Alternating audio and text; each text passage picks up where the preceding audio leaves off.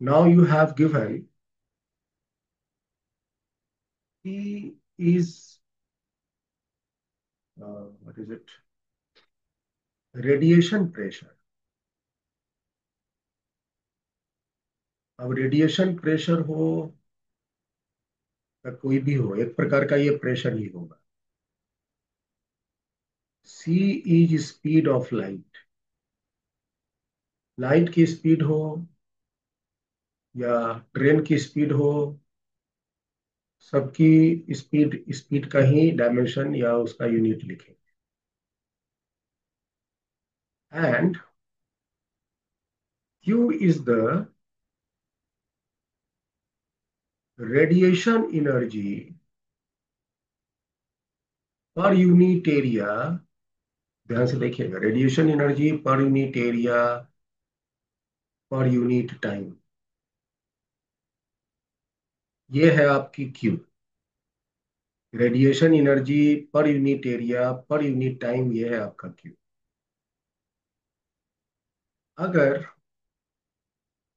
P to the power x, C to the power y and Q to the power z is dimensionless. So I have to find x, y, and z. You have to find x, y, and z. Something इस तरह की situation है, और इसमें भी ये जो x, y, z है, ये अननोन है जो आपको कैलकुलेट करना।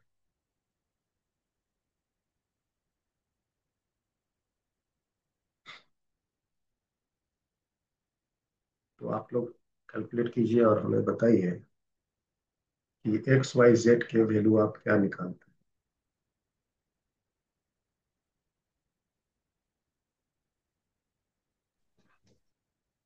This entire term is dimension, and you have to find the value of x, y, and z.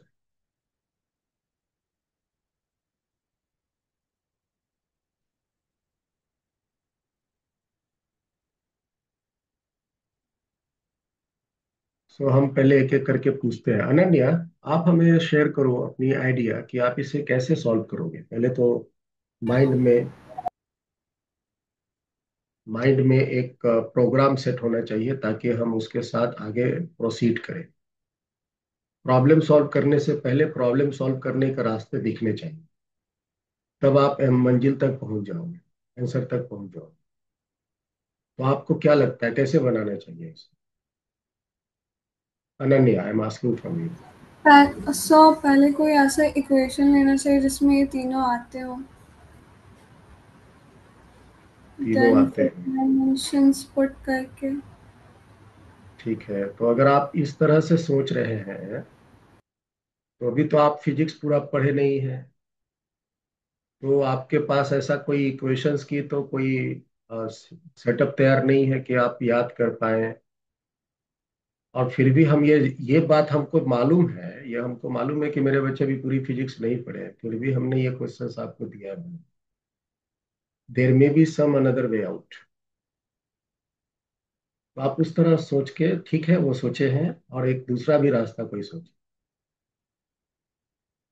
Okay, ऐसा आप शेयर कीजिए कैसे बनाइएगा।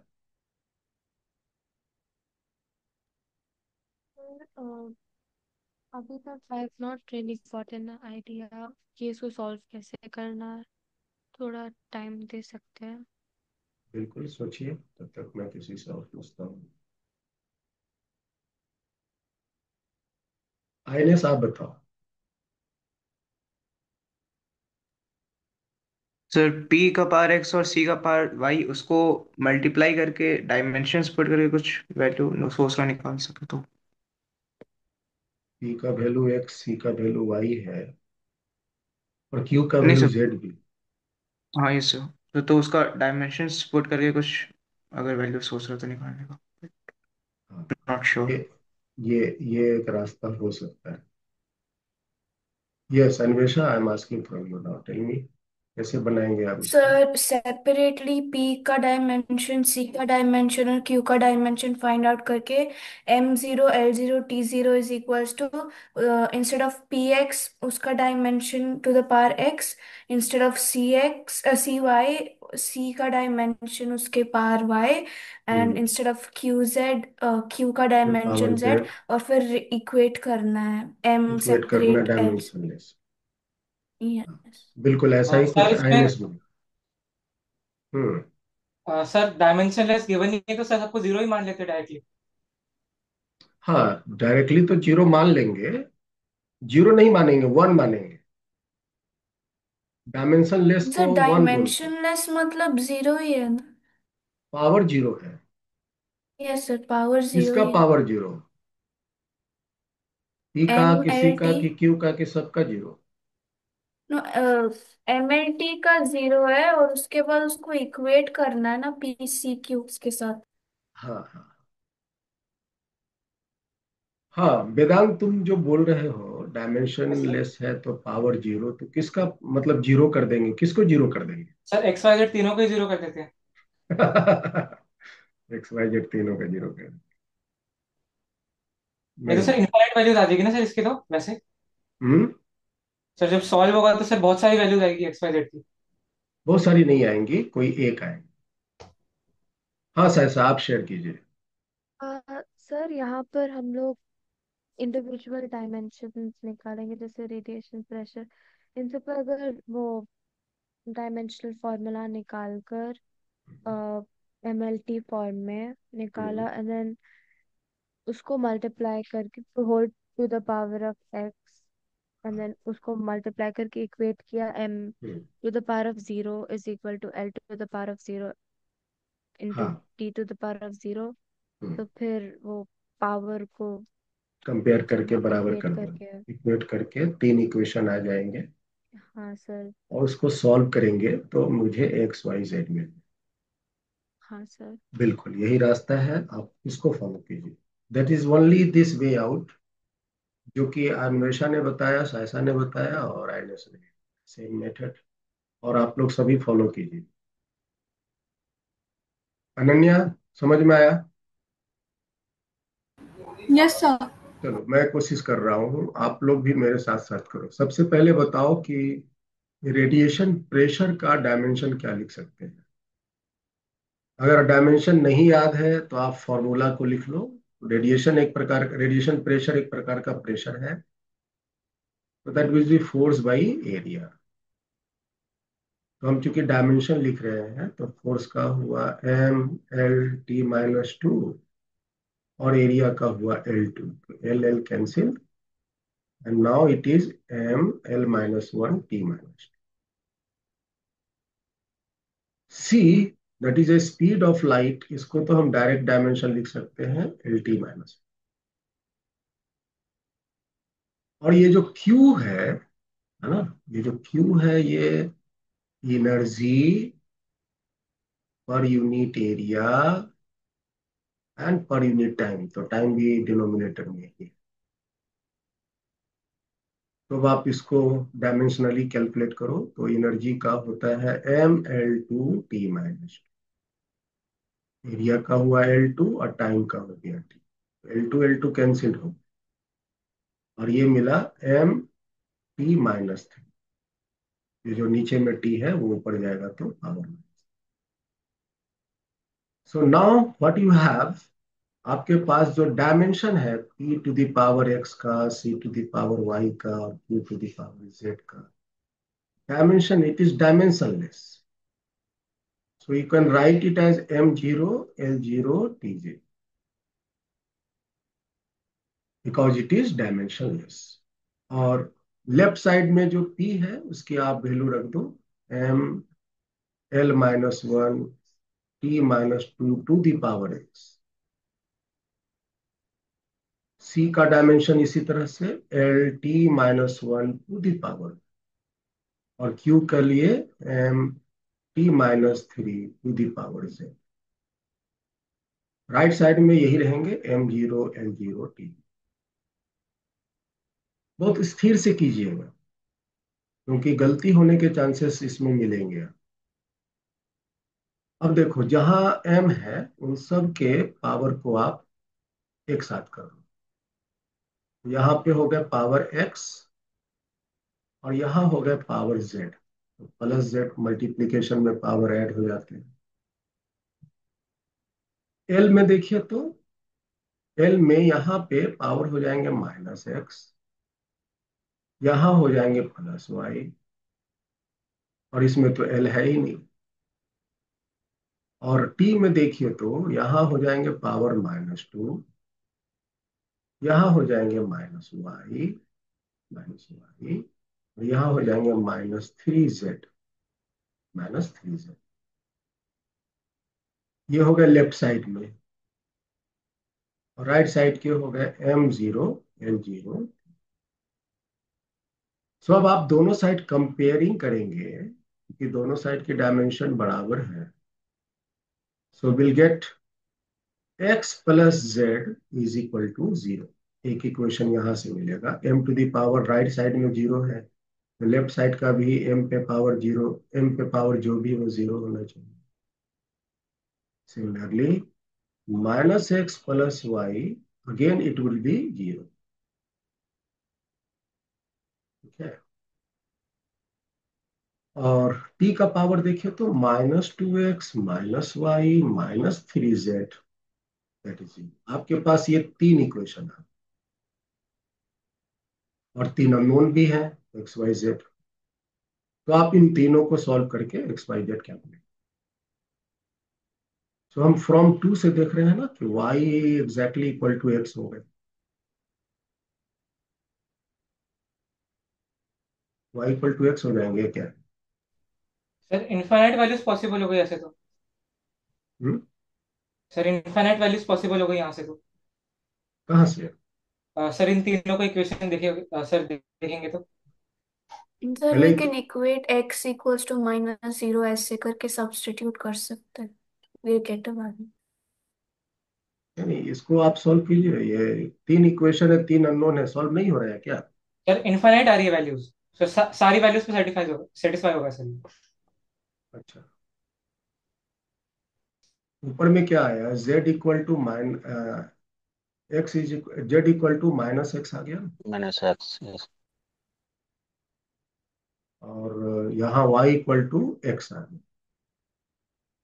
और अगर हम यहाँ पे पुट करते हैं इसमें, तो x की वैल्यू हो गई x ही रहने देते हैं, y की वैल्यू हो गया x, और 3 × z का वैल्यू हो गया -x, राइट साइड में 0।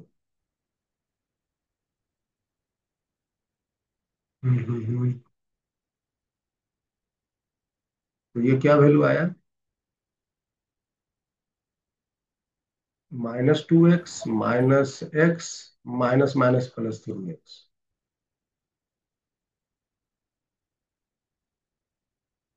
तो ये तो 0 बराबर 0 आ गया नहीं जी? सर इनफाइनाइट हो यस। जाएगा सर आंसर। दिस इज 0 बराबर 0। चेक करो ऊपर से, कहीं कैलकुलेशन कहीं गलती तो नहीं है।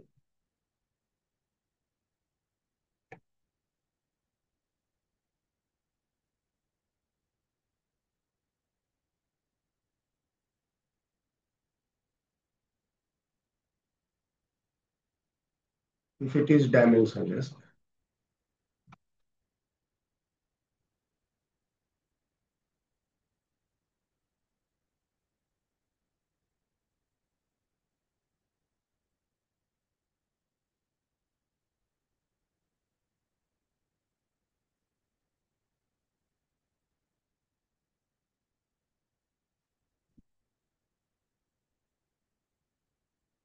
और अगर ये सब सही है तो आपका जवाब क्या होगा?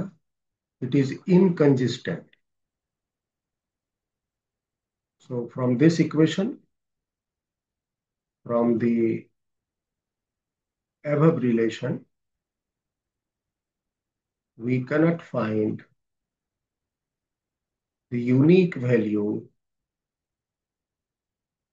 Of x, y and Z.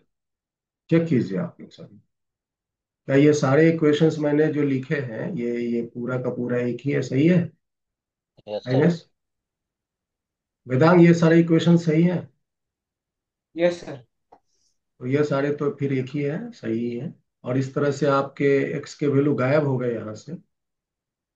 Okay, तो मेरा जो इक्वेशन आया वो इनकंजिस्टेंट इसको बोलते हैं। अगर आप कहीं कोई इक्वेशन सॉल्व करके तीन अननोन्स के वैल्यू, तीन इक्वेशन से अगर नहीं निकाल पा रहे हैं, इट इज कॉल्ड इनकंजिस्टेंट। पढ़े होंगे 10वीं क्लास में आपने। और इनकंजिस्टेंट के सॉल्यूशन कोई यूनिक नहीं हो। यूनिक मतलब इन्फिनाइट होंगे। Okay, so you cannot have a unique value of x y. हाँ, अगर हम यहाँ पे इसको डायमेंशन लेस नहीं कहते, इसको डायमेंशन लेस अगर नहीं कहते और कहते कि it have dimension equal to mass, mass के डायमेंशन के बराबर है ये, तो फिर यहाँ मास की जगह पे पावर 1 हो जाएगा और तब उस केस में आपके कुछ रिजल्यूशन आए। समझ में आया तान्या?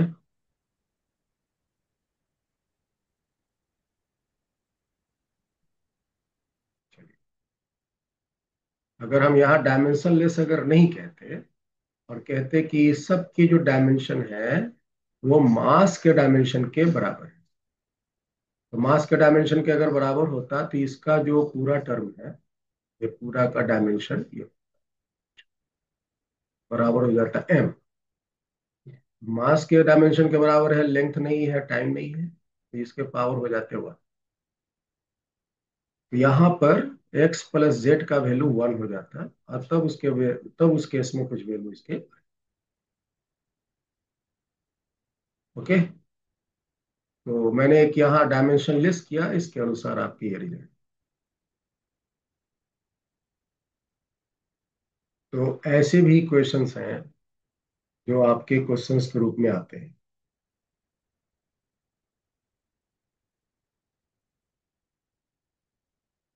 ये सारे क्वेश्चंस पूछे गए हैं। सर जो सर इससे पहले वाला क्वेश्चन था। ये वाला? नहीं सर, इसके बाद वाला। हाँ हाँ, सर, ये वाला जो सर क्वेश्चन अगर किसी और फॉर्मेट में सर पूछता है, अगर एक्स वाई जेड हमें दे देता है और डायमेंशन लेस दे देता है, तो एक ऑप्शन हमारे पास ये भी तो रहता है कि सर सबको जीरो कर देते हैं। एक्स का वैल्यू जीरो करते, वाई का वैल्यू जीरो करते, जेड का वैल्यू जीरो, ऐसे नहीं करते ना। सर डायमेंशन बट लेस का। सॉल्यूशन है।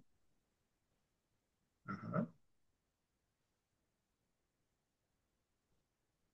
डायमेंशन लेस का मतलब होता है m0, l0, t0,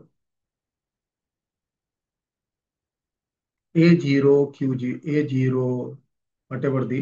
अब चूंकि ये राइट लेफ्ट साइड में डायमेंशन लेस है, तो फंडामेंटल क्वांटिटी अगर हम p c q लेते तब हम p0, c0, q0 लेते। हालांकि हर एक केस में रिजल्ट वही आता। वेदांग, समझ में आ रहा है? Yes sir. हम लोग अपनी प्रिंसिपल्स को नहीं छोड़ेंगे। हमने जो फंडामेंटल क्वांटिटी लिया हुआ है, क्या किया? मास, लेंथ, टाइम, टेम्परेचर, और क्या है? Current, electricity, luminous intensity and amount of substance. तो इसके पावर हम जीरो लेंगे क्योंकि ये सब के सब डायमेंशन। अनटिल अदरवाइज ये ना दिया हुआ हो कि आप fundamental quantity p c q लें। वैसे यहाँ पे सवाल में कुछ इस तरह का इंफॉर्मेशन नहीं है, तो आप उसको कंसिडर कर सकते। Now let me start the next question.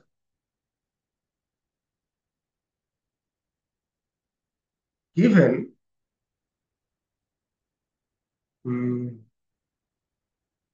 v is equal to a cos bt minus C x.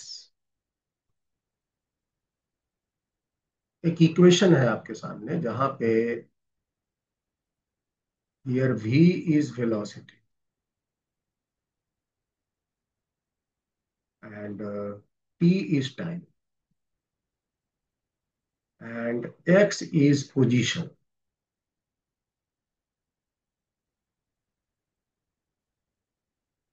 If all are in SI unit, सभी जो डाटा है वो SI यूनिट में है,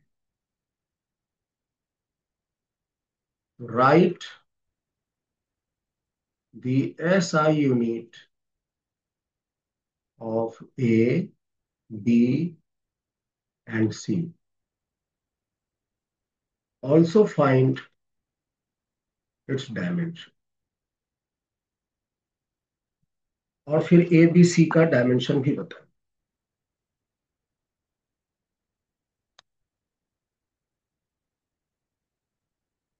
फिर ए का, बी का, सी का डायमेंशन भी बताओ।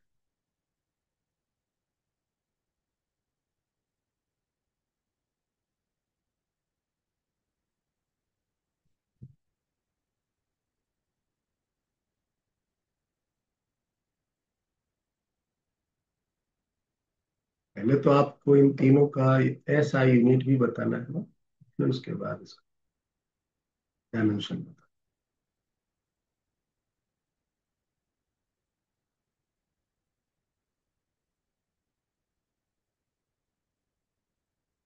आराम से बनाओ।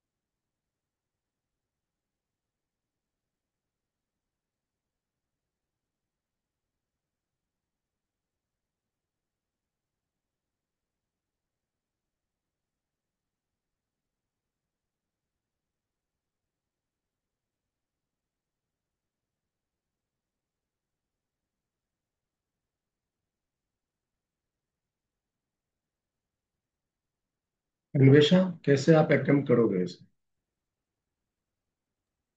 Sir I am not sure, वही सोच रही हूँ। अनन्या, आप बताओ बेटा, कैसे आप इसको अटेम्प्ट करोगे? सर स्टार्टिंग के जो क्वेश्चंस जो मतलब सेम क्वेश्चंस थे उसमें जैसे इक्वेट कर रहे थे वैसे ही होगा। Uh hmm. V equals to A cos bracket B T minus C X. X position है, टी टाइम है और दोनों सब्ट्रैक्ट हो रहा है तो यानी पोजिशन टाइम का कोई फॉर्मूला होगा और फिर वो इक्वल है वेलोसिटी के, तो यानी वेलोसिटी का कुछ है कनेक्शन। अब ट्राई कर रहे हैं। करो करो करो। आइनस, आप बताओ। सर यहाँ पे बी टी माइनस सी एक्स और डायमेंशन लेस हो जाएगा, तो बी टी जो है वो सी एक्स के इक्वल हो जाएगा, और इससे बी और सी का सेपरेट और डायमेंशंस निकल जाएगा। फिर उसको पुट करके ए का डायमेंशन निकाल लेंगे। यूनिट कैसे बताओ? यूनिट, सर डायमेंशन निकल जाएगा तो उससे यूनिट फिर पता चल जाएगा ना। क्या आप डायमेंशन से एक्यूरेट यूनिट बता सकते हो? सर एक्यूरेट तो नहीं, बट लेकिन एक्यूरेट पूछ रहा है ना, SI यूनिट पूछ रहा है।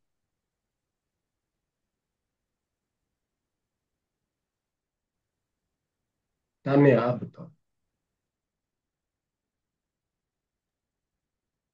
सर बीटी और सी एक्स तो डायमेंशनलेस होंगे पहले, बिल्कुल। और यूनिट तो पता नहीं सर कैसे निकलेगा। ओके, देखो, आपको बताया है मैंने, आप भूल गए।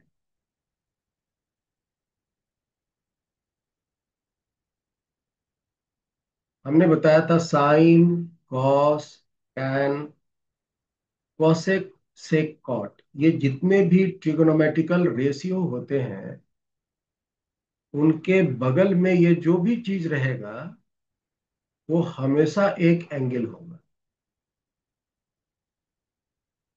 और एंगल छोड़ के कभी भी इसके बगल में कोई दूसरा चीज नहीं हो सकता। Ananya, is that clear? Yes sir. अब चूंकि ये दो टर्म बी टी और ये सी एक्स, ये दोनों सब्ट्रैक्ट हो रहे हैं, और ये सब्ट्रैक्ट होके एंगल फॉर्म कर रहे हैं। इसका मतलब ये बी टी भी एक एंगल होना चाहिए और ये सी एक्स भी एंगल होना चाहिए, क्योंकि similar quantity can only be added और subtracted and after addition subtraction they form the same quantity. ये पूरा का पूरा अगर ये एंगल है तो ये दोनों इंडिविजुअल भी एंगल होना चाहिए, तभी एंगल एंगल घट के एंगल का फॉर्मेशन हो।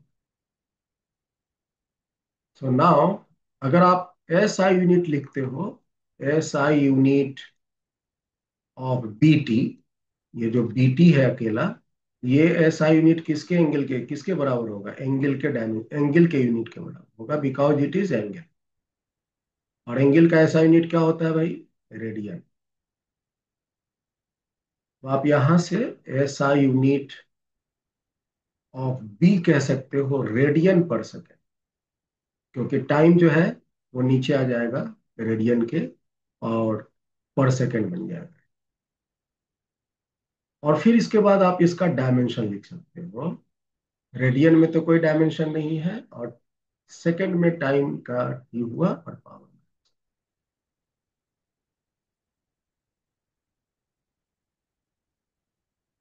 Ananya, is that clear? Yes sir. चलो इसी तरह से फिर आप दूसरे का भी लो। C X, S I unit of C X भी रेडियन होगा, क्योंकि वो भी एक एंगल है। और इस तरह से एस आई यूनिट ऑफ सी हो जाएगा रेडियन पर मीटर, क्योंकि एक्स जो है वो पोजीशन है, और पोजीशन का यूनिट होता है मीटर। और सी का डायमेंशन आप लिख सकते हो एल माइनस एल माइनस। इसके बाद मैंने बताया था कि ये जो पूरा का पूरा sine cos tan cosec sec cot, ये पूरा का पूरा यूनिट लेस भी होता है, डायमेंशन लेस भी। ये entire term sine cos tan cosec sec cot are unitless and dimensionless. इसमें तो कोई यूनिट नहीं होगा, ना ही कोई डायमेंशन होगा। तो ए का ऐसा यूनिट वही होगा जो भी का हो, ऐसा यूनिट ए का वही होगा जो भी का हो। भी मतलब वेलोसिटी। तो आप यहां से लिख सकते हो S I unit of A is velocity, that is L t minus. और आई एम सॉरी, वेलोसिटी का ऐसा यूनिट लिखेंगे मीटर पर सेकंड, और इसका डायमेंशन आप लिखेंगे एल टी।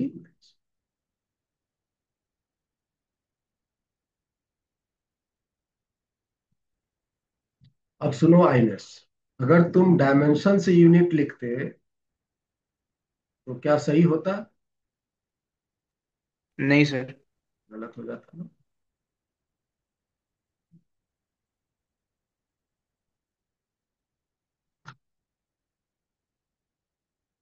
आगे बढ़ते हैं नेक्स्ट।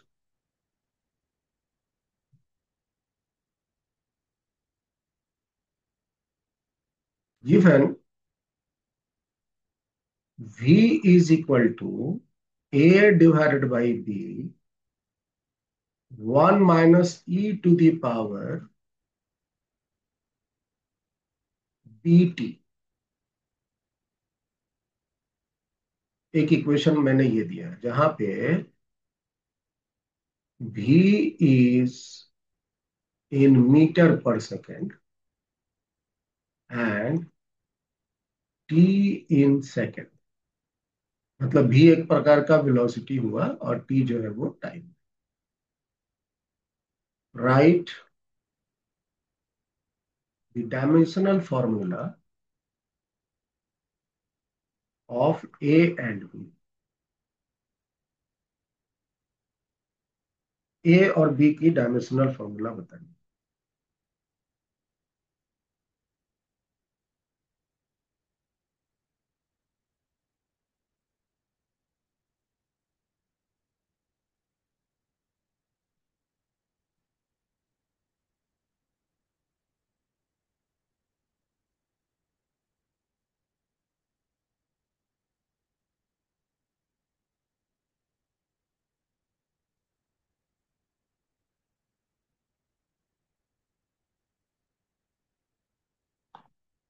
और आप लोग सभी याद रखिए, जितने भी ट्रिग्नोमेट्रिकल फंक्शंस मिलेंगे डायमेंशनली, अभी जो हमने प्रॉब्लम सॉल्व किया, साइन के साथ मिले, कॉस के साथ मिले, टैन के साथ, सबके साथ हम इसी तरह से उसको हैंडल करेंगे।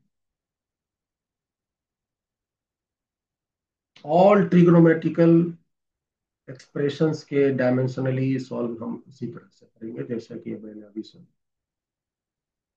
यस अनन्या। सर ई का कुछ वैल्यू नहीं दिया है।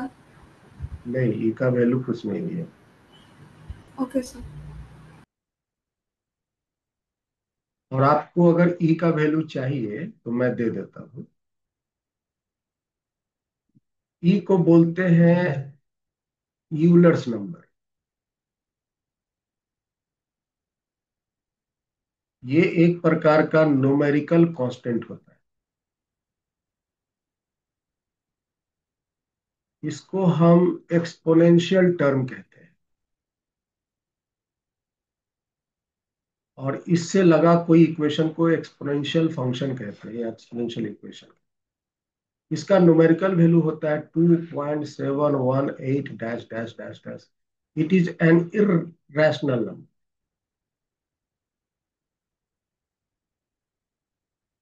अब हमने ई के बारे में आपके सारे चीजें बता दी, आपको जो इनमें से लेना है ले लो।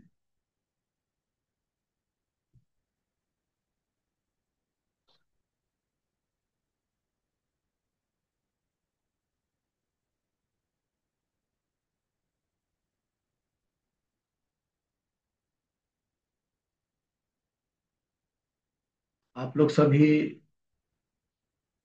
यहाँ देखो,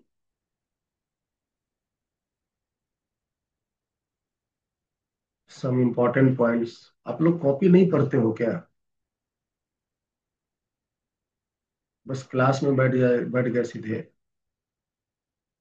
देखो, ये सारा बताया होगा सबको। यहाँ स्क्रीन को देखो भाई।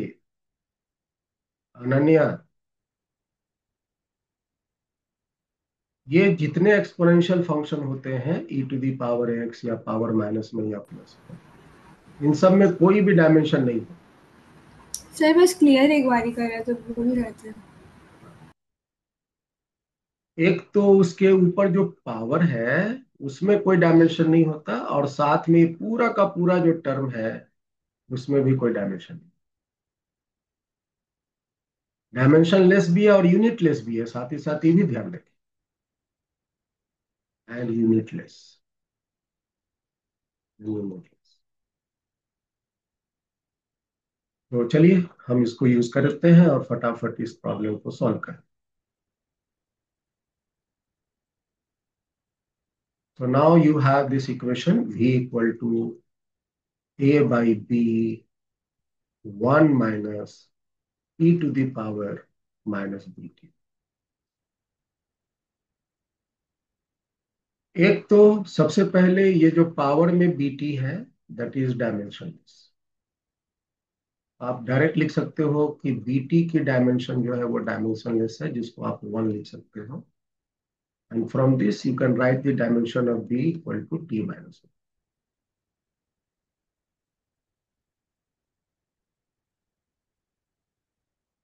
अब उसके बाद देखो, ये जो आपकी e to the power minus bt dimensionless तो होता ही है, साथ ही साथ ये चूंकि 1 से सब्ट्रैक्ट हो रहा है और 1 चूंकि डायमेंशनलेस है, ऑटोमेटिकली इसको भी डायमेंशनलेस होना ही है, क्योंकि डायमेंशनलेस ही डायमेंशनलेस से सब्ट्रैक्ट हो सकता और इस तरह से ये पूरा का पूरा टर्म बन गया आपका डायमेंशन। इसका मतलब ए बाई बी का वही डायमेंशन होगा जो वेलोसिटी का होगा। तो दूसरा भी तैयार हो गया। ए बाई बी का डायमेंशन वही होगा जो वेलोसिटी का होगा।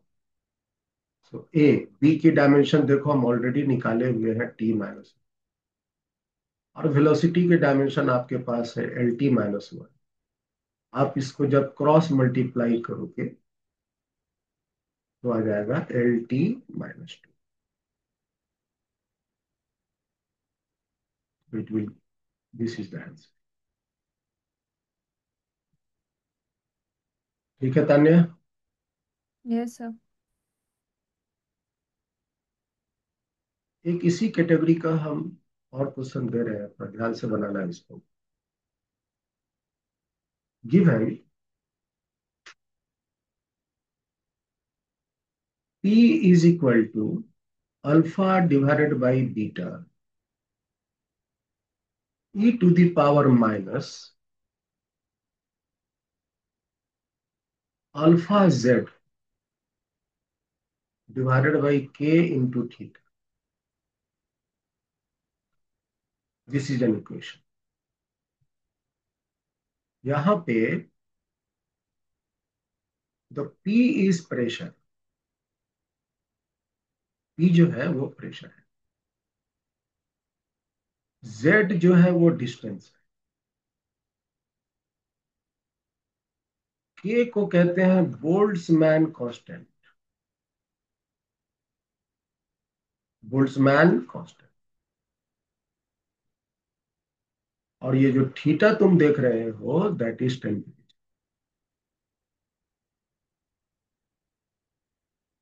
सो right the dimension of alpha and beta.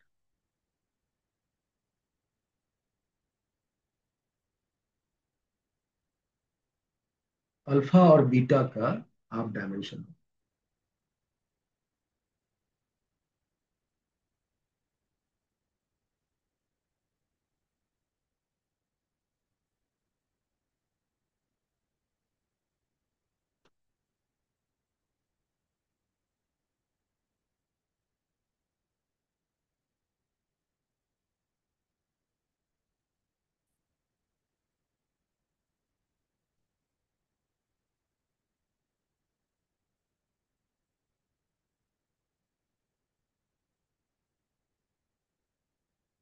जैसे अभी हम ऊपर के प्रॉब्लम सॉल्व किए हैं बिल्कुल उसी तरह से।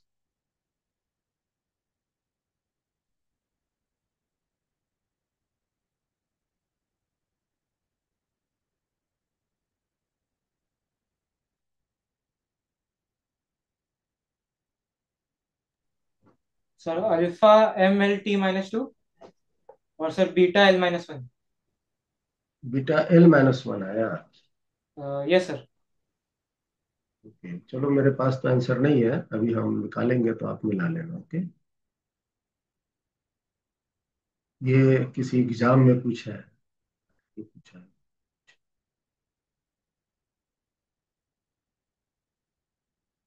मुझे याद आ रहा था तो मैंने सामने डाल दिया।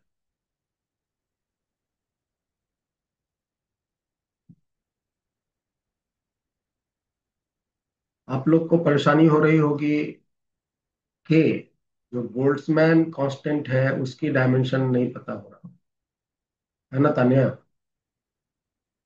Yes. लेकिन आपको एक फॉर्मूला याद रखना। एक बात तो ये तो पता है कि ये जो अल्फा जेड डिवाइडेड बाई के थीटा,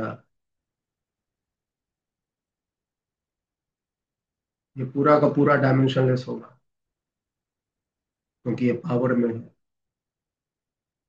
और याद होगा हमने एक एनर्जी का फॉर्मूला आपको दिया था, हाफ के इंटू थीटा। हमने थीटा स्क्वायर लिख दिया था, फिर दूसरे क्लास में स्क्वायर को हटाया था, याद है। हाँ, तो एनर्जी की डायमेंशन राइट साइड में के थीटा के डायमेंशन के बराबर, जहाँ के जो है वो बोल्ट्जमैन कांस्टेंट है, थीटा टेम्परेचर। तो इसका डायमेंशन डायरेक्ट एनर्जी के बराबर हो जाएगा mL2T-। एक्चुअली में 3/2 kT होता है के थीटा। तो चलो हमें डायमेंशनली लेना है, तो ये हमने। सो वेल, यहां से आप देख रहे होंगे कि अल्फा के जो डायमेंशन है वो के थीटा का डायमेंशन और जेड के डायमेंशन रेशियो के बराबर। तो के थीटा का डायमेंशन तो हो गया सीधा mL2 और T-2, और जेड का तो हो गया एल कैंसिल्ड। तो ये हुआ mL T-। यही आया था क्या बेगम? Yes sir. तो ये अल्फा का डायमेंशन है।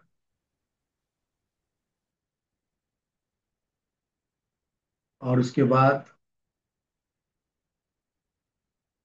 ये पूरा का पूरा, ये जो e⁻, इतना, ये पूरा का पूरा डायमेंशनलेस है, यूनिटलेस भी है। तो अल्फा बाय बीटा का डायमेंशन वही होगा जो पी का हो। अल्फा बाय बीटा का डायमेंशन वही होगा जो पी का हो। और पी का क्या होता है? तो force by area, mL2 force हुआ mL T-2, और एरिया का हो गया L2।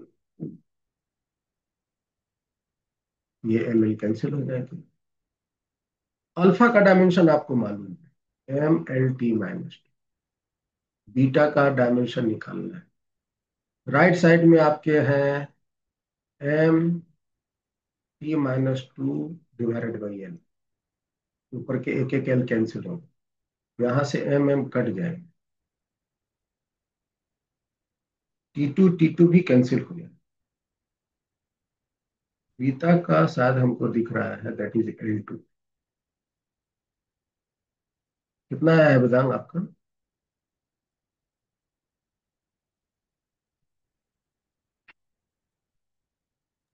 सर अल्फा याद है सर, बीटा। चेक करो, कैलकुलेशन है, सिंपल कैलकुलेशन है। मिथलेश देखिए तो, क्या मेरा आंसर सही आ रहा है? क्या कुछ जी सर, क्वेश्चन? सही है सर। सही है ना? बीटा सही का है मान है। जी। जी बीटा L2। वेदांत तुम चेक करो अपना कैलकुलेशन, आप लोग भी सब अपने तरफ से कीजिए और बताइए अगर कुछ मिस्टेक। अन्वेषा, कैलकुलेट किया आपने? सर का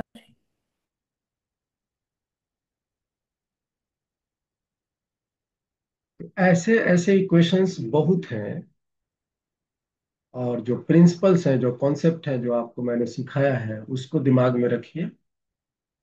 कोई भी इक्वेशंस के आप उसके भीतर अननोन जो छुपे हुए हैं उनके डायमेंशन आप लिख। अनन्या, समझ में आया? Yes sir.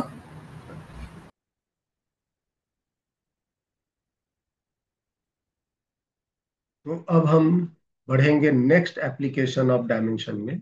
हमने आज दूसरा एप्लीकेशन फिनिश किया। हमने यहाँ एप्लीकेशन सारे लिस्ट किए हुए हैं। We have finish this application to convert one into another unit. दूसरा है किसी अननोन की डायमेंशन हम निकाले हैं। नेक्स्ट एप्लीकेशन है to establish the relation among the given quantities. ये बड़ा ही पावरफुल एप्लीकेशन है डायमेंशन। क्या आप डायमेंशन यूज करके कोई भी गिवन फिजिक्स के जो क्वांटिटीज हैं उनका आपस में रिलेशन एस्टैब्लिश कर सकते।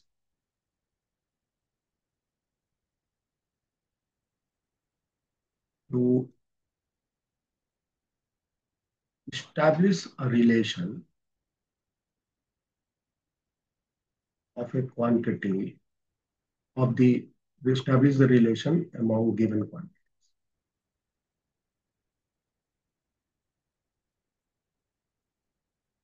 लेकिन ये जो स्टैब्लिशमेंट है वो सिर्फ और सिर्फ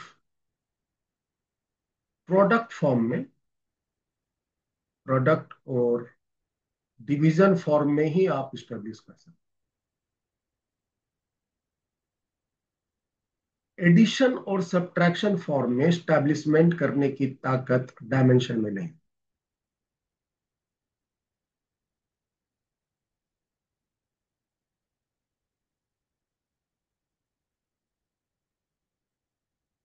जैसे हम एक समझने के ख्याल से कि आखिर ये क्या एप्लीकेशन बताना सिखाना चाह रहा है हम लोग, तो ध्यान से सुनो।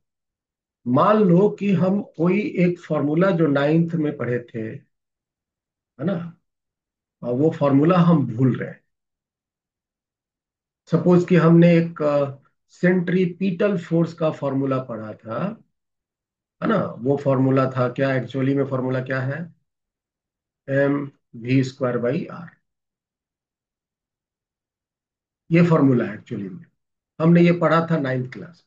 आज हम पहुंच गए हैं 11th क्लास, और बीच में ये पूरा 10th क्लास और अब तक ये फॉर्मूला का कभी जरूरत नहीं।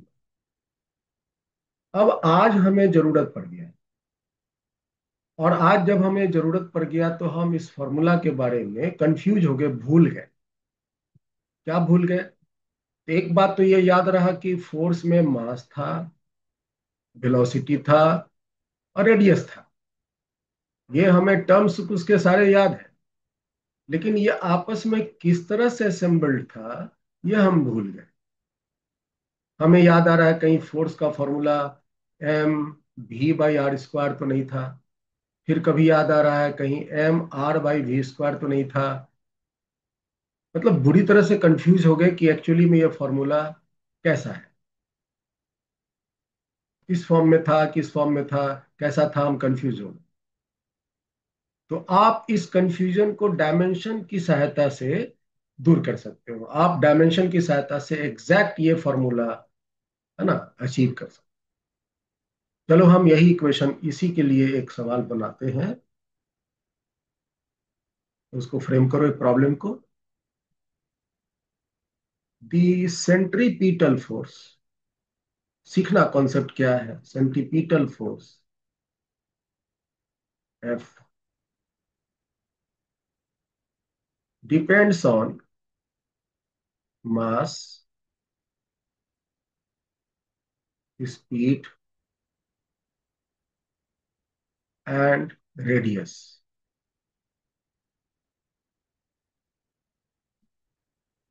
Find the relation of force in terms of mass, speed and radius। और ऐसा कोई भी प्रॉब्लम आपको मिल जाए कि आपको एक क्वांटिटी की डिपेंडेंसी किसी और क्वांटिटीज के साथ दी हुई है, और कहता है कि इनका आप रिलेशन एस्टेब्लिश करो, तो बिल्कुल इसी कॉन्सेप्ट को आप चलोगे लेके और उसको सॉल्व करो। देखो हम कैसे इसको सॉल्व करते हैं, ध्यान से। आपको दिया है कि जो एक फोर्स है वो डिपेंड करता है। तो मैथमेटिक्स में डिपेंडेंसी को कैसे लिखते हैं? मैथमेटिक्स में डिपेंडेंसी को लिखते हैं प्रोपोर्शनल। और ये किस किस पर डिपेंड किया? तो मास पे किया। अच्छा, मास पे कैसा डिपेंडेंसी है, डायरेक्टली प्रोपोर्शनल है कि inversely proportional? Ananya, is that given? नहीं है ना, प्रॉब्लम में इसकी डिपेंडेंसी है, बात तो है, लेकिन ये किस तरह से डिपेंड है? डायरेक्टली प्रोपोर्शनल डिपेंड है, इनवर्सली प्रोपोर्शनल डिपेंड है, directly proportional to square depend है, inversely proportional to square depend है, ऐसा कुछ रिलेशन में नहीं। तो हम इसका पावर ए मान लें, और इसी तरह से आप वेलोसिटी के डिपेंडेंसी पर पावर बी और रेडियस के डिपेंडेंसी।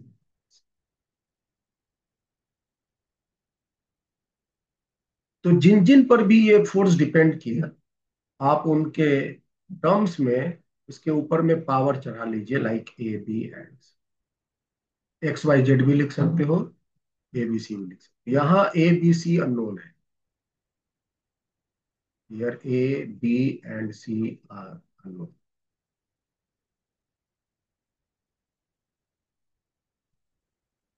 और फिर इस प्रोपोर्शनल, इसको आप इक्वेशन 1 मान लो, इस प्रोपोर्शनल को हटाओगे तो प्रोपोर्शनलिटी जब हटता है तो एक कांस्टेंट आता है के,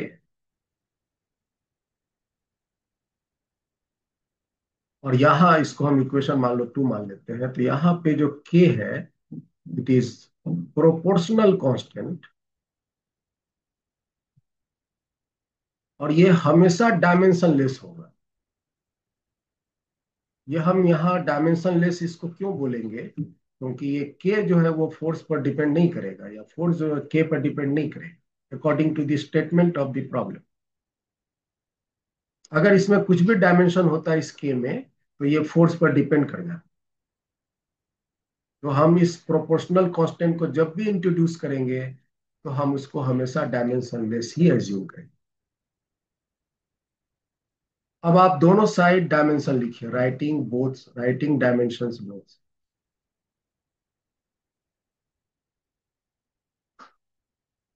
तो फोर्स का हुआ mlt-2, के तो डायमेंशनलेस है, मास का m, वेलोसिटी की lt-1, पावर b, और रेडियस का l to the power c। और फिर लेफ्ट साइड में देखिए mlt-2, राइट साइड में m अकेला है, l दो जगह है, एक यहाँ है एक यहाँ है, तो आप उसके power b plus c,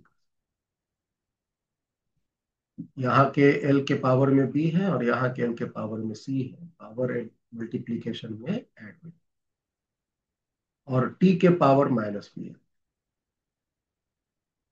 comparing both sides, दोनों साइड आप कंपेयरिंग करो, तो m का पावर लेफ्ट साइड में 1 है, राइट साइड में a है, इसका मतलब a must be equal to 1। और फिर उसके बाद t का पावर कंपेयर कर लेते हैं, तो t का पावर लेफ्ट साइड में -2 है, राइट साइड में -b है, तो -b must be equal to -2, so b equal to 2, है ना। तो मैंने एक इसका पावर किया है, किसका किया, अब l का पावर राइट साइड में b प्लस c है और लेफ्ट साइड में 1 है, इट इज 1, और b की वैल्यू आपने 2 रख देनी है, क्योंकि b का वैल्यू हम पहले निकाले हुए हैं। तो यहाँ से c का वैल्यू आ गया माइनस, ये 2 राइट साइड ट्रांसपोज होगा।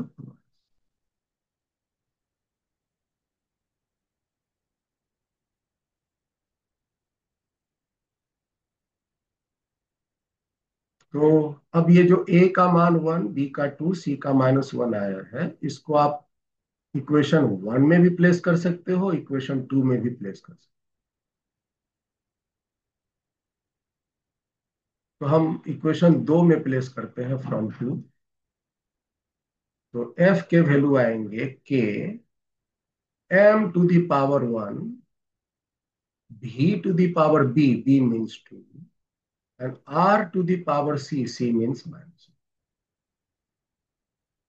तो देखो ये पूरा सज सजा के मान आ गया mv², और एक एक्स्ट्रा भी चीज लाया साथ में, के साथ।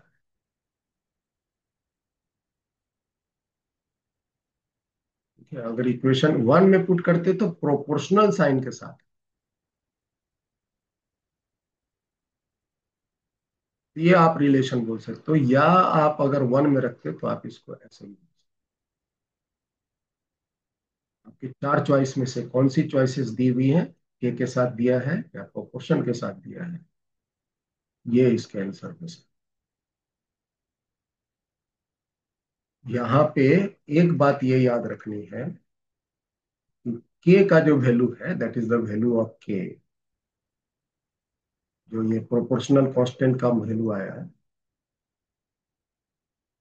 cannot find by dimensional analysis,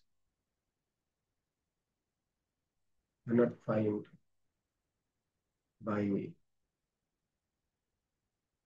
dimensional analysis।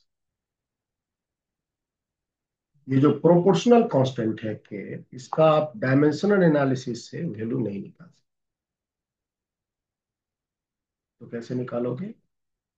It's value can be find out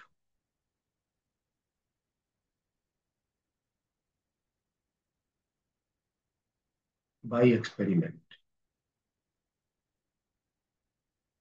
इसकी वैल्यू अगर आप चाहते हो निकालना तो you have to perform experiment.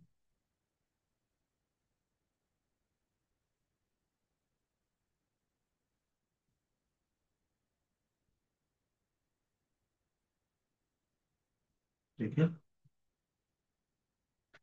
तो ऐसे ऐसे बहुत सारे आपको संबंध स्टैब्लिश करने के लिए मिल सकते हैं।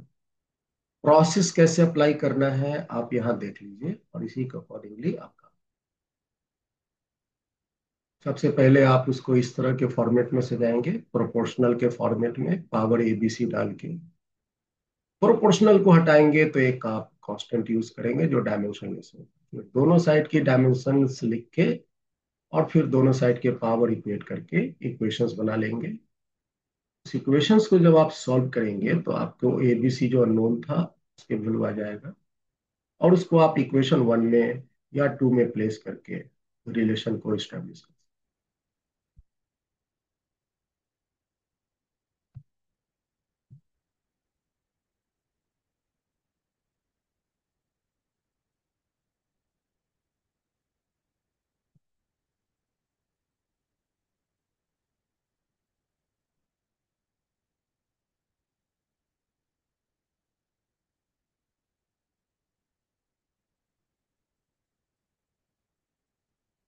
The height of capillary tube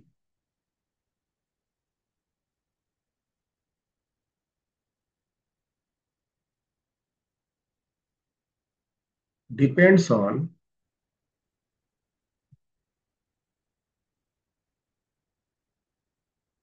radius of tube,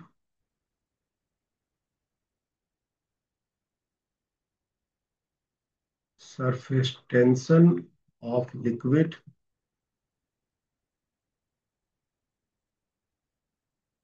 surface tension को चलो टी मान, हाँ एस मान,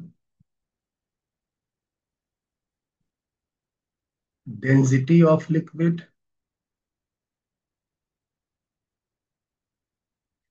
and acceleration due to gravity.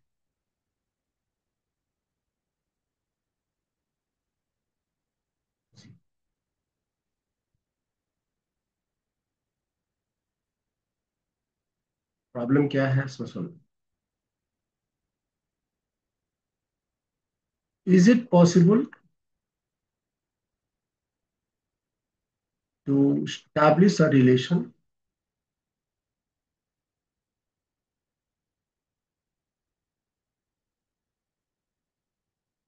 of H in terms of R, S, rho and G using dimensional analysis only?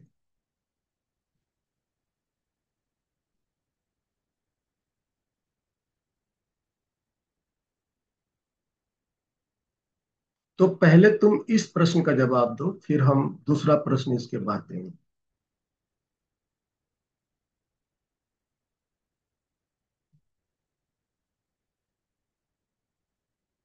कैसे relation establish करना है ये हमने अभी इसके पहले वाले सवाल में सीखा।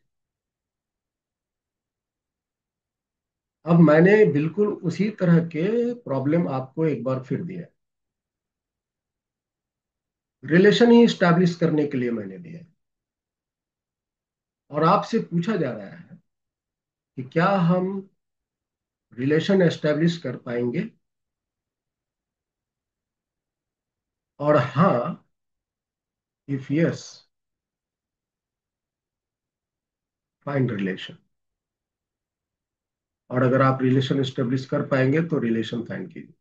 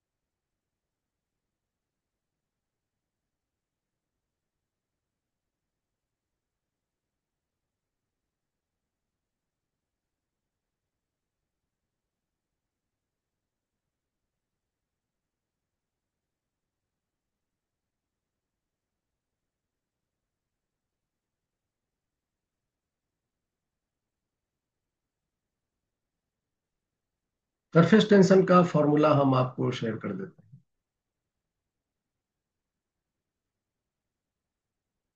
सरफेस टेंशन का फॉर्मूला होता है force by length. Force by length. और रेडियस का तो लेंथ होता मालूम ही है। डेंसिटी का फॉर्मूला मालूम, मास बाय वॉल्यूम। और एक्सेलरेशन ड्यू टू ग्रेविटी जो है वो एक्सेलरेशन है, तो ये आपको पता है।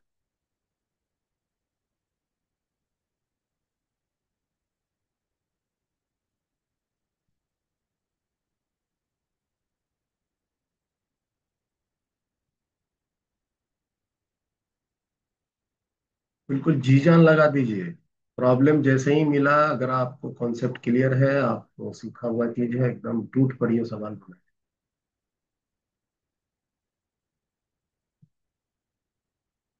तो पहला तो स्टेप हम क्या लिखेंगे?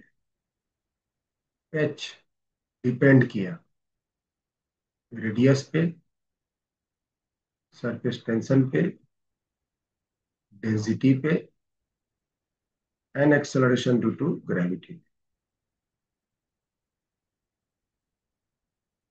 तो पहली बात की प्रोपोर्शनलिटी हम लिख देते हैं के आर पे पावर ए, एस के पावर बी, रो के पावर सी, जी के पावर। इसको हम 1 मान लिए, इसको हम 2 मान। ए बी सी डी, यहाँ 4 अननोन्स आ। एच का डायमेंशन तो एल हुआ, के डायमेंशन लेस है, आर रेडियस है तो उसका डायमेंशन एल हुआ। एस एस का डायमेंशन आप यहां से निकाल लो। फोर्स हुआ m L t minus two, length हुआ एल एल एल कैंसिल, ये हो गया एम टी माइनस टू। तो m t minus two the power b. Density मालूम है, mass by volume. Mass by volume. तो डेंसिटी का डायमेंशन मास और वॉल्यूम का होता है L3, ऊपर जाएगा ml माइनस पावर सी। और एक्सेलेरेशन तो मालूम ही होगा, LT माइनस टू पावर। ये सब लिखना पड़ेगा, लिखने में मन तो नहीं लगेगा, लेकिन प्रॉब्लम बनाने के लिए लिखना पड़ेगा। लिखा आपने अन्वेषा? Yes sir. अब आप सिमिलर जो क्वांटिटीज है जो यहाँ फैले हुए हैं सबको एक साथ करो। पहले एम को लिखो, राइट साइड के एम के लिख लो। एम पे पावर यहाँ है बी,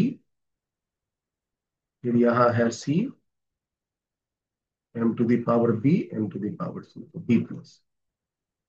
फिर एल का लिखो, लेफ्ट साइड में, राइट साइड में एक एल पे पावर ए है, यहाँ नहीं है, यहाँ -3 है तो -3 से, और एक यहाँ डी है तो प्लस। और टी का पावर लिखो, लेफ्ट राइट साइड में देखो, एक यहाँ -2b है, -2b यहाँ नहीं है, यहाँ पर है -2d। और लेफ्ट साइड में देखिए तो लेफ्ट साइड में मास नहीं है, तो मास है पावर 0, लेंथ है, और टाइम नहीं है तो मतलब टाइम है उसका पावर, लेंथ का पावर। सो अब आप कंपेयरिंग कीजिए तो आपको इक्वेशन मिलेंगे b plus c is equal to 0, equation 1। फिर मिलेंगे a -3c plus d equal to 0, equation 2। फिर मिलेंगे -2b -2d equal to 0, equation 3। कितने इक्वेशंस आप फॉर्म किए अन्वेषा? आपने कितने इक्वेशन बनाए? सर मैंने 3 इक्वेशन बनाए। और 3 ही बनेंगे ना, क्योंकि एम के पावर यस कंपेयर सर। करेंगे, एल के कंपेयर करेंगे, टी के कंपेयर करेंगे, तो ये 3 ही इक्वेशन। और कितने अननोन्स हैं फिर अन्वेषा? कितने दो अननोन्स हैं? अननोन है। 4 अननोन है ना। ओ ए, फोर अननोन है, b, right. C, d, 4 unknown. अच्छा, यस सर, यस। मुझे लगा वो दूसरा। There are 4 unknowns and only 3 equations.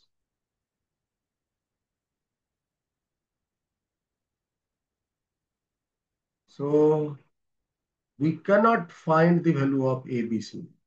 We cannot find the value of A, B, C, D. हाँ जी तान्या। सर एक डाउट है। हाँ हाँ। वो जो एल का हमने पावर लिखा A-3C+D, हम्म। वो हम 1 से क्यों नहीं इक्वेट कर रहे? 1 से ही तो करना है। ठीक है सर। 1 से ही करना है, ये हमने गलती से लिखा है। ये पावर यहाँ लेफ्ट साइड में 1 है, राइट साइड में इतना है, तो 1 से ही करना। ठीक है सर। लेकिन इक्वेशन तो 3 है और अननोन 4 है। मैथमेटिक्स का रूल कहता है कि जितने अननोन्स हैं उसको सॉल्व होने के लिए उतना ही नंबर ऑफ इक्वेशन चाहिए minimum. If there are 3 unknowns, 3 equations must be there. There are 4 unknowns, तो सॉल्व करने के लिए 4 इक्वेशंस चाहिए। अगर इक्वेशन कम है और अननोन्स ज्यादा हैं, तो आप उनको सॉल्व करके कैलकुलेट नहीं कर सकते। You cannot find the values of a, b, c and d. तो आपका जो यहाँ पे कंक्लूजन हुआ, कंक्लूजन क्या आया? We cannot find relation of H in terms of R, S, rho, and G using only dimensional analysis. Dimensional analysis use करके सिर्फ हम इसके वैल्यू कैलकुलेट नहीं कर सकते। डायमेंशन स्टैब्लिश, रिलेशन स्टैब्लिश तो करता है, लेकिन जितनी संख्या के जितने क्वांटिटीज में चाहे रिलेशन स्टैब्लिश करना, उतना नहीं करता। अगर एक क्वांटिटी का संबंध मैक्सिमम 3 के साथ होगा तो रिलेशन स्टेब्लिश कर लिया। अगर 4 क्वांटिटी, 5 क्वांटिटी पर डिपेंडेंसी है और वो सारे के सारे मैकेनिक्स के क्वांटिटीज हैं, तो स्टैब्लिशमेंट वो फेल कर जाएगा। अब देखिए, हम एक क्वेश्चन और दे रहे हैं इसी के साथ। क्वेश्चन ये है दूसरा, if it is found experimentally that it is found experimentally, हमने एक्सपेरिमेंट किया और उससे पाया that H is inversely proportional to R। H जो है वो inversely proportional to R।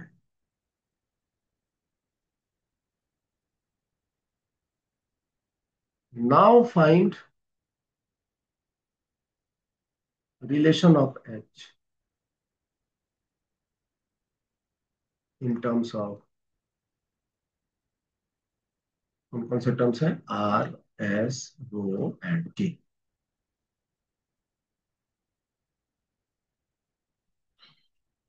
अब अगर आपके पास एक और इंफॉर्मेशन मिल गया कि जो वो H है वो इनवर्सली प्रोपोर्शनल टू R है,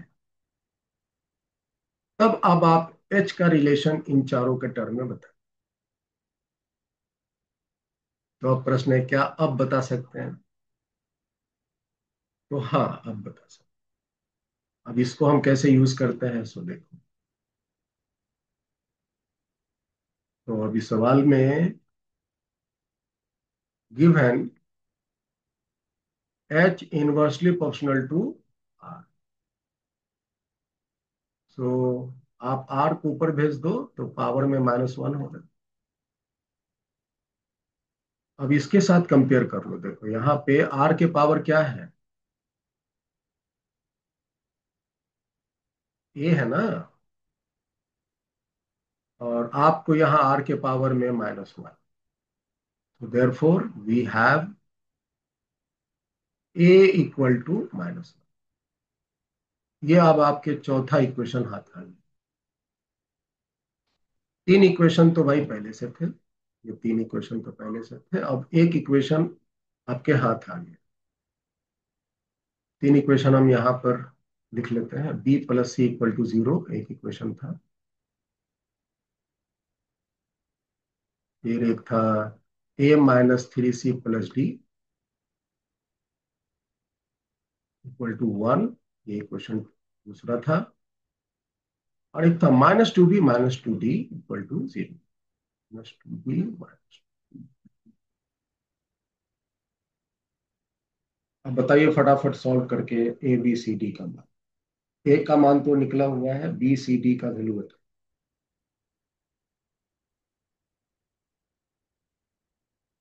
तो इसको जब आप दूसरा, ये पहला को आप लिखोगे ना, तो आप लिख सकते हो what is it, c is equal to -b, c equal to -b। और ये जो तीसरा इक्वेशन है, इससे आप लिख सकते हो b plus d equal to 0, -2 को कॉमन ले लिया, और यहां से d बराबर लिख सकते हो -b, और इसमें प्लेस कर दो इक्वेशन 2 में। तो यूजिंग टू, ए की वैल्यू तो भाई -1 है, सी की वैल्यू -b है, और डी की वैल्यू भी माइनस, राइट साइड में 1 है।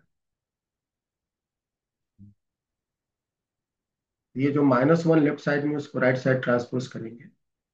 ये जो -3b हुआ, ये -b हुआ, राइट साइड में -1 पहले से 1 था, तो ये 2 हो।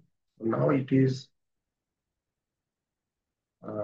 2b is equal to 2, and therefore b equal to 1। तो b का भी वैल्यू 1 आ गया। अब b का वैल्यू 1 आ गया, तो c का वैल्यू क्या हो जाएगा फिर, -1 हो जाएगा, क्योंकि c इक्वल टू -b था। अब c का वैल्यू -1 है, और d का वैल्यू भी -1 ही आ जाएगा, क्योंकि d बराबर भी -b था, b का वैल्यू 1 है, और a का वैल्यू -1 पहले से निकला पड़ा है। So putting a b and c, a b c and d in equation। अब देखो हमने इक्वेशन में नामकरण चेंज करना पड़ेगा, क्योंकि मैंने यहाँ तीन इक्वेशन, यहाँ दो इक्वेशन बोले हुए हैं, 1 2 में इसको हम ए बी मान लेते हैं, दिस इक्वेशन को ए बी मान लेते हैं। This is equation a and this equation is b. ठीक है, तो हम किस में पुट करें, ए में put, in equation A. So h directly proportional to r पे power a is -1, s to the power b is 1, और उसके बाद था rho is density to the power c is -1, और फिर क्या था, z पे power d is -। So now you have the relation H directly proportional to S divided by R. So this is the answer. This is the relation.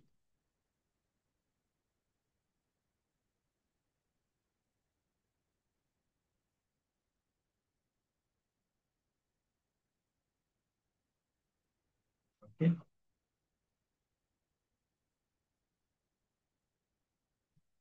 तो हमें इस problem को solve करने के दौरान दो तीन बातें खासकर डायमेंशन एनालिसिस की खामियां क्या क्या है, उसकी लिमिटेशन क्या क्या है, वो बड़ा स्पष्ट हो।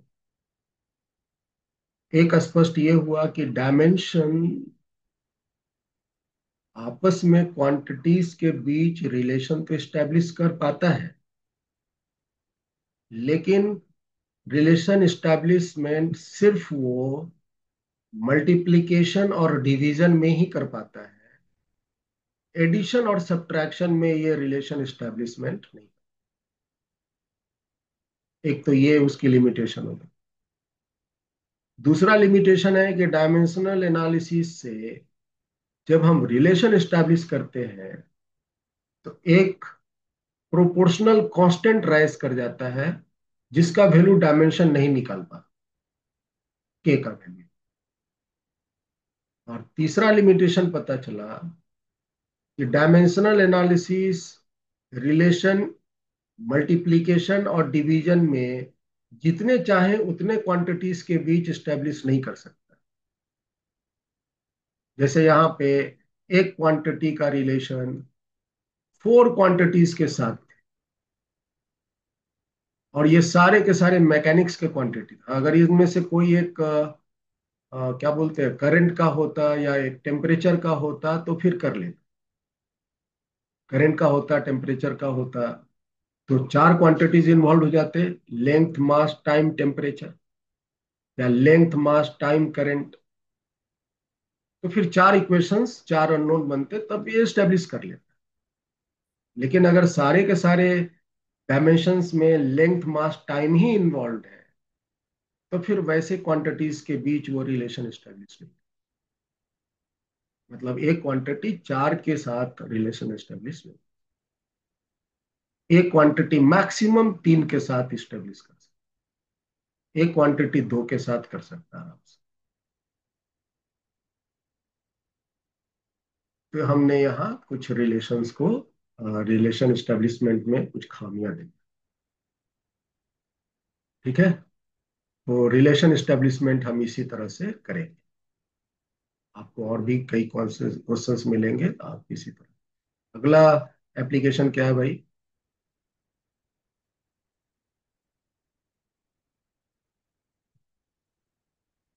नेक्स्ट एप्लीकेशन है to find the dimension of a quantity in terms of other usual fundamental quantity. That is very very important, और इसके कई क्वेश्चंस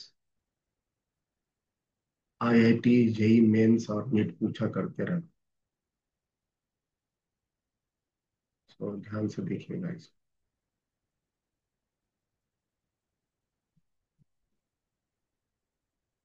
नंबर कितना था? चौथा था ना? To find dimension of a quantity in terms of given fundamental quantity। आपको fundamental quantity दिया जाए,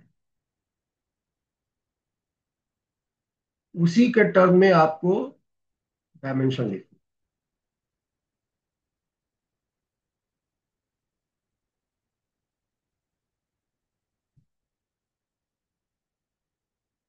जैसे हम इसको समझने के लिए एक सिंपल एग्जांपल लेते हैं। आपको दिया हुआ है given force, velocity and time are fundamental quantity.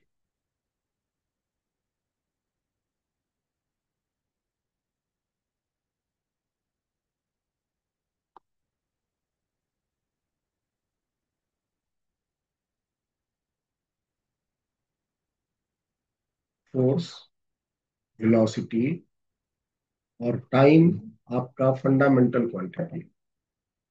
हमने जब फंडामेंटल क्वांटिटी और डायरेक्ट क्वांटिटी जब सिखाया था तो याद होगा, बताया था ना कि हम अपने अनुसार सेट ऑफ फंडामेंटल क्वांटिटीज बना सकते हैं।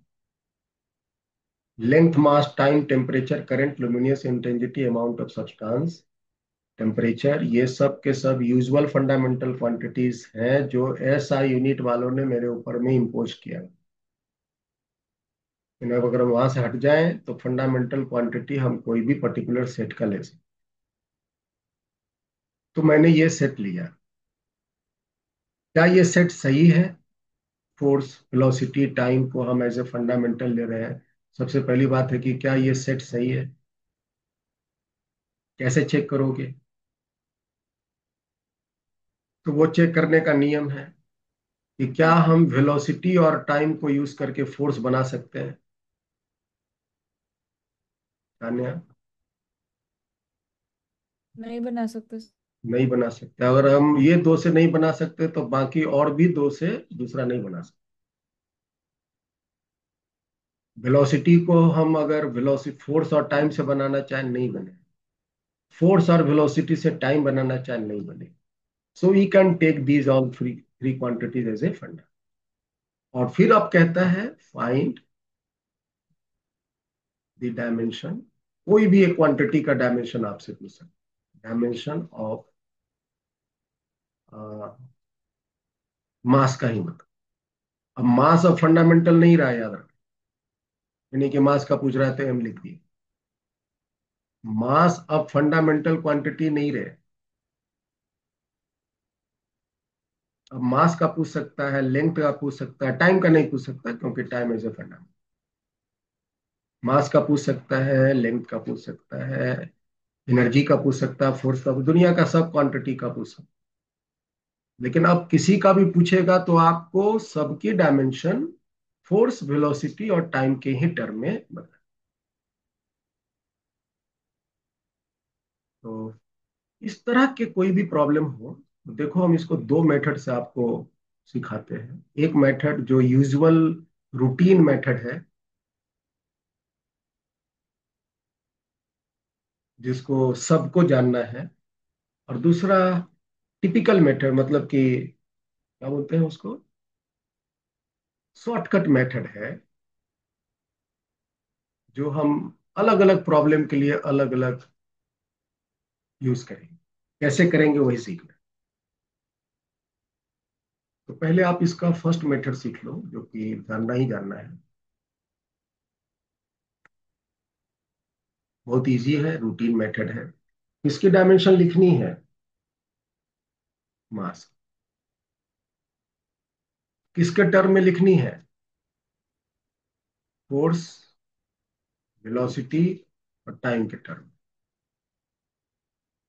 डायमेंशन का मतलब होता है पावर। तो फोर्स में क्या पावर है, वेलोसिटी में क्या पावर है, टाइम में क्या पावर, आई डोंट नो। यही टाइम हमको, यही जो पावर ये निकालना है, तो मास का डायमेंशन। समझ में आया तान्या? Yes sir. अब आप दोनों साइड के डायमेंशन लिख लो। मास का डायमेंशन बोलो, फोर्स का बोलो, यूजुअल डायमेंशन जो हम पढ़े हैं।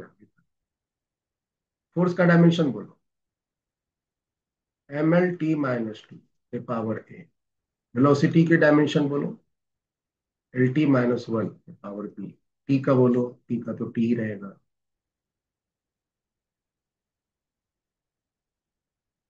अब राइट साइड में मास तो एक ही है, लेंथ दो जगह है, ए प्लस बी हो जाएंगे। टाइम देख रहे हैं तीन जगह है, तो -2a -b plus. Left side में मास है, लेंथ नहीं है, पी नहीं है, मास है। तो आप कंपेयर कीजिएगा तो ए का वैल्यू 1 आ जाएगा, ए प्लस बी 0 हो गया। तो यहाँ से बी की वैल्यू -a ना, बी की वैल्यू -a और ए का वैल्यू 1, तो -1। तो बी का वैल्यू माइनस। और फिर राइट साइड में -2a -b -c = 0 आया। अब प्लेस कीजिए वैल्यू सबके। -2 × 1 ए का वैल्यू, माइनस बी, बी की वैल्यू तो -1 है, और माइनस सी इक्वल टू 0। इसको सिंप्लीफाई करना, -2 minus minus +1 minus c equal to 0। तो -1, -1 माइनस सी इक्वल टू 0, क्योंकि वैल्यू क्या दिख रहा है, -1 ही दिख रहा है। तो ए का वैल्यू यहाँ निकला पड़ा है 1, बी की वैल्यू यहाँ निकला है -1, सी का वैल्यू यहाँ निकला है -। अब आप यहाँ इक्वेशन 1 में पुट कर दीजिए, putting a b and c. तो मास के डायमेंशन आपको मिल जाएंगे, f to the power a means 1, v to the power b means -1, t to the power c means sir वहां पे -2 है, माइनस भी प्लस ही होगा। माइनस। कहाँ बोले बाबू? सर ये थर्ड वाला जो है। ये वाले में?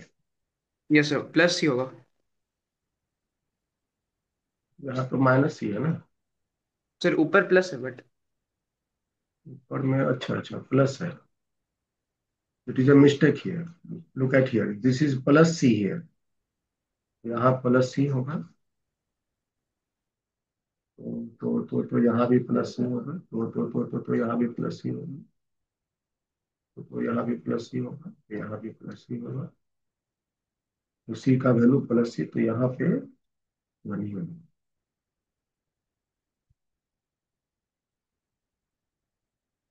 तो एफ भी -1 इंटू टी। चेक कर लीजिए, बस हमें ये इक्वेशंस है सिंप्लीफाई करनी है value. This is a routine method. कोई भी क्वांटिटीज का फंडामेंटल सेट दिया हुआ है, उसकी सहायता से हम किसी भी क्वांटिटी के डायमेंशन उस दिए गए फंडामेंटल के टर्म में बिल्कुल इसी पैटर्न के साथ हम कैलकुलेट कर सकते। Is that clear Tanya? Yes sir. अब देखो इसको हम एक दूसरे मेथड से कैसे सॉल्व करें।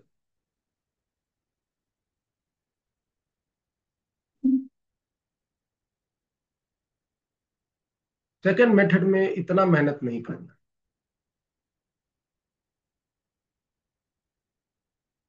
हमको मास की डायमेंशन चाहिए। तो पहले आप ये चेक करो कि ये तीनों में मास किसमें छुपा हुआ है, फोर्स में, वेलोसिटी में, टाइम में, किसमें मास छुपा हुआ है बताओ तो। अरे बताओ भाई। फोर्स। फोर्स में मास छुपा हुआ है, तो फोर्स का आप डायमेंशन लिखिए, mLT-,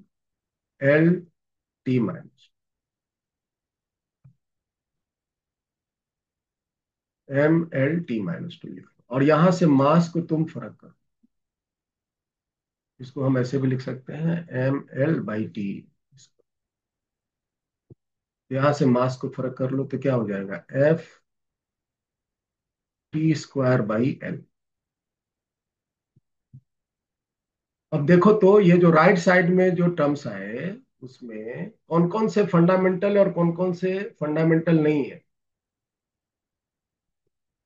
बताओ भाई। एल को छोड़ के बाकी सारे फंडामेंटल है। एल नहीं है, एफ है, टी है, एल नहीं है। हमको एफ चाहिए, हाँ। टी चाहिए, लेकिन एल नहीं चाहिए। एल की जगह क्या चाहिए, वेलोसिटी चाहिए। तो वेलोसिटी को आप यहीं से भी अरेंज कर सकते हो। क्या करो ना, ऊपर में T² है तो एक वो टी हटा दो, और उसको नीचे एल के नीचे ले आओ, L/T वेलोसिटी हो जाएगा।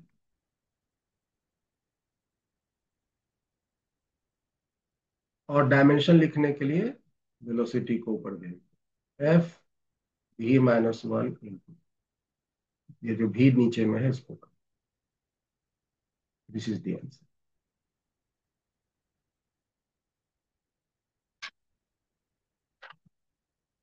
ठीक है। अन्वेषा, समझ में आया?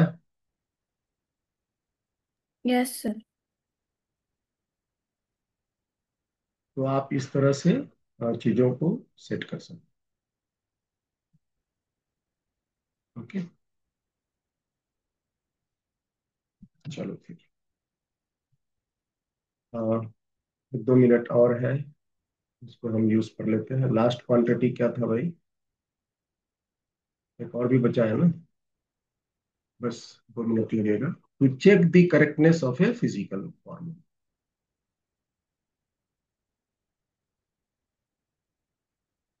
ध्यान से लास्ट है, to check the correctness of a physics formula dimensionally.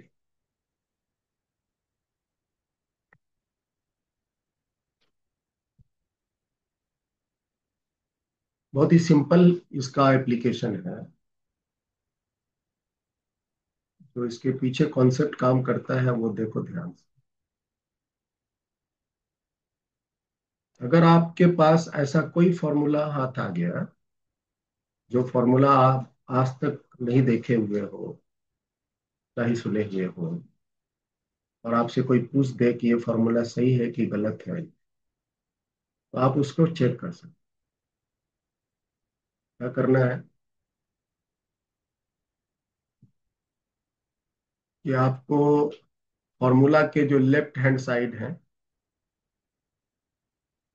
उसकी डायमेंशन निकाल लो, ये डायमेंशन का सिंबल है। और राइट हैंड साइड फॉर्मूला के जो भी है उसके आप डायमेंशन निकाल लो। अगर लेफ्ट हैंड साइड के डायमेंशन राइट हैंड के साइड डायमेंशन अगर बराबर नहीं हुए, लेफ्ट हैंड साइड के डायमेंशन राइट हैंड साइड के डायमेंशन अगर बराबर नहीं हुए, तो आप क्या कहेंगे? Then the given formula will be actually wrong. वो फॉर्मूला एक्चुअली में गलत है। आप सीधे बोल दीजिएगा, ले जाओ ये फॉर्मूला गलत है। लेकिन अगर लेफ्ट हैंड साइड के डायमेंशन और राइट हैंड साइड के डायमेंशन इक्वल आ गए, अगर इक्वल आ गया, तो आप क्या कहेंगे? आप कहेंगे the for given formula will B dimensionally correct. वो फॉर्मूला डायमेंशनली करेक्ट है।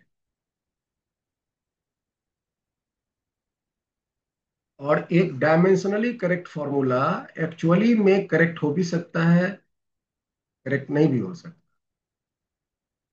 डायमेंशनली करेक्ट फॉर्मूला में और may not be actually correct।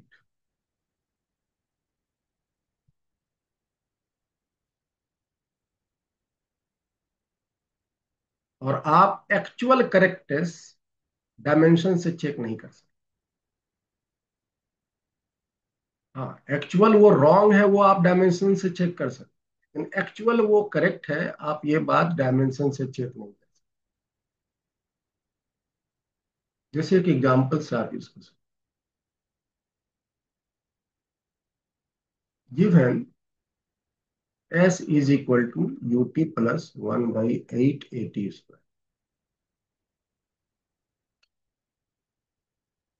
जहां s डिस्टेंस है, u इनिशियल वेलोसिटी है, t टाइम है, और a acceleration.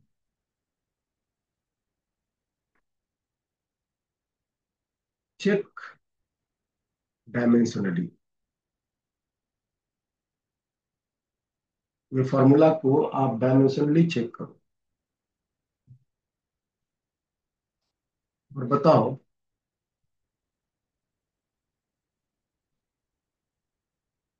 Left hand side में तो भाई एस है, और एस डिस्टेंस है तो वो एल है।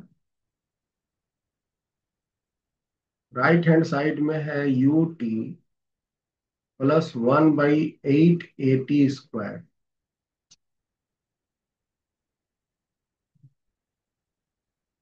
डायमेंशन लिखो, u का मतलब हुआ LT-1, t का हुआ t। 1/8 में कोई डायमेंशन नहीं, क्योंकि एक ये संख्या है। a हुआ करेक्ट। LT-2 और t² का हुआ t। तो -T2 ये कैंसिल, -T1 ये t। l प्लस है, और l प्लस एल एल ही होता है।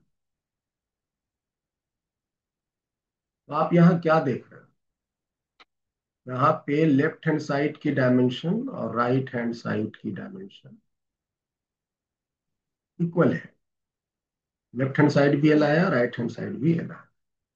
So it is dimensionally correct. ये क्या है? Dimensionally correct.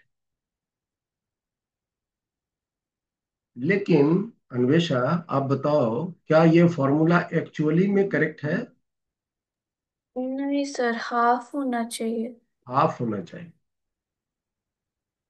ये फॉर्मूला, सर, तो हम कैसे बोल सकते हैं कि फॉर्मूला इज करेक्ट और नॉट? वही तो बताया यहाँ पे। आप सिर्फ डायमेंशन से यही बता सकते हैं कि वो एक्चुअली रॉन्ग है,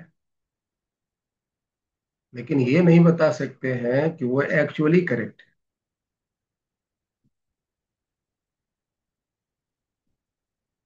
समझ में आया है अन्वेषण? Okay sir. आप सिर्फ डायमेंशनली करेक्ट बता सकते हैं, एक्चुअली करेक्ट नहीं बता सकते। तो इस बात को नोट कीजिएगा। But the given formula is actually wrong,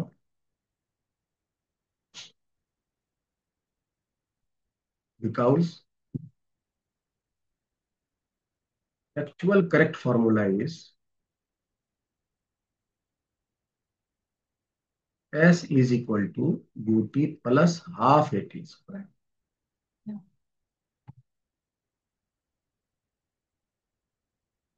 dimension एक ऐसा चश्मा पहना हुआ है जिसको 2 में और 8 में उसको अंतर समझ में नहीं आता। 2 में और 8 में अंतर समझ में नहीं आता, सबको डायमेंशनलेस ही बोलता है, सबका डायमेंशन 1 ही बोलता है।